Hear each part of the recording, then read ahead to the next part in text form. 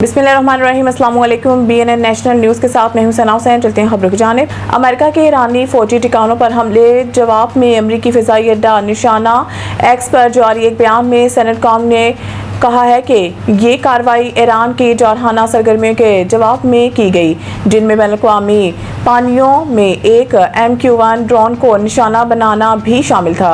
सेनेटकॉम के मुताबिक अमरीकी फ़ौज ने ईरानी फ़िज़ाई दिफाई निज़ाम, एक ग्राउंड कंट्रोल स्टेशन और 2 यकतरफा हमलावर ड्रोन्स को तबाह किया, जो इलाकाई समुद्री रास्तों से गुजरने वाले जहाज़ों के लिए वाज़िया खतरा थे। कुवैती फ़ौज के जनरल स्टाफ ने ऐलान किया है कि मुल्क का फ़िज़ाई दिफा इस वक्त मिसाइल और ड्रोन हमलों का मुकाबला कर रहा है। फ़ौज ने कहा है कि अगर धमाकों की आवाज़ें सुनाई दें तो वो दरअसल फ़िज़ाई दिफाई निज़ाम की जानिब से आने वाले मिसाइलों और ड्रोन्स को तबाह करने की कार्रवाई का नतीजा है। ईरान के पासदारान इनकलाब ने दावा किया है कि इसने उस फ़िज़ाई अड्डे को निशाना बनाया जहाँ से जनूबी ईरान के सूबा हर्मुज़गान में वाक़िया जज़ीरा सेरेक के एक मवासलाती टावर पर हमला किया गया था। इससे कबल इत्तलात मौसूल हुई थी कि कुवैत भर में सायरन बज उठे और फ़िज़ाई दिफाई निज़ाम फ़ाल कर दिया गया था।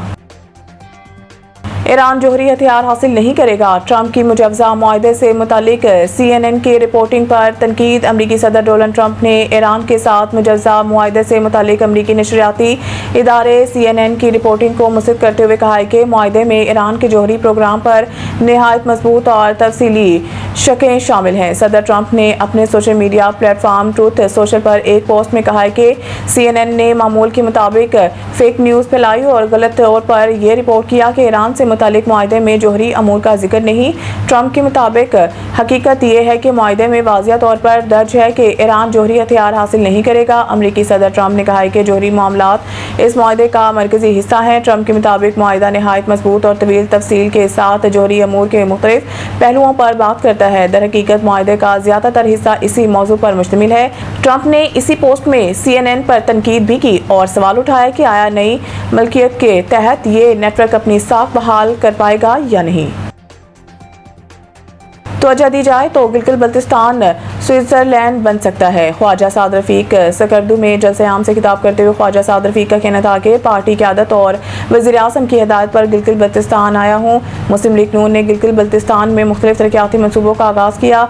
गिलगित बल्तिस्तान की अवाम ने खित्ते की आज़ादी और पाकिस्तान के साथ इल्हाक़ में तारीख़ी किरदार अदा किया। उन्होंने कहा कि इस तारीख़ी किरदार पर पाकिस्तान गिलगित बल्तिस्तान की अवाम का मखरूस है। बताया गया है कि गिलगित में पीने के साफ पानी मौजूद नहीं। अगर बार बार नवाज शरीफ की हुकूमत ना गिराई जाती तो खित्ते की सूरत हाल बेहतर होती। इनका कहना था कि तवज्जो दी जाए तो गिलगित बल्तिस्तान स्विट्ज़रलैंड बन सकता है। हम मुल्क में तामीर और तरक्की का जाल बिछाएंगे। NFC में गिलगित बल्तिस्तान के अवाम को शेयर मिलना चाहिए। NFC में शेयर आने पर पैसा गिलगित की अवाम के साथ आज़ाद कश्मीर की अवाम को भी मिलेगा। साबिक़ वफाकी वज़ीर का मज़ीद कहना था कि मुस्लिम लीग नून की क़यादत मुल्क की तरक्की के लिए इक़दामात करी है। अवाम से अपील है कि मुस्लिम लीग नून के उम्मीदवारों की हमायत करें। बजट 2026-27 में रियल एस्टेट सेक्टर के लिए रिलीफ का इम्कान। सरकारी ज़राए के मुताबिक आइंदा बजट में फाइलर्स के लिए प्रॉपर्टी की खरीदो फरोख्त पर ट्रांजैक्शन टैक्स में कमी हो सकती है। ज़राए वज़ारत ख़ज़ाना के मुताबिक प्रॉपर्टी की खरीदारी के लिए शक 236K के तहत विद होल्डिंग टैक्स 1.5% से कम होगा। प्रॉपर्टी की खरीदारी के लिए शक 236K के तहत विद होल्डिंग टैक्स 0.25% हो सकता है। प्रॉपर्टी के फरोख्त के लिए शक 236C के तहत विद होल्डिंग टैक्स 4.5% किया जाएगा। प्रॉपर्टी की फरोख्त के लिए शक 236C के तहत विद होल्डिंग टैक्स कम होकर 1.5% हो सकता है।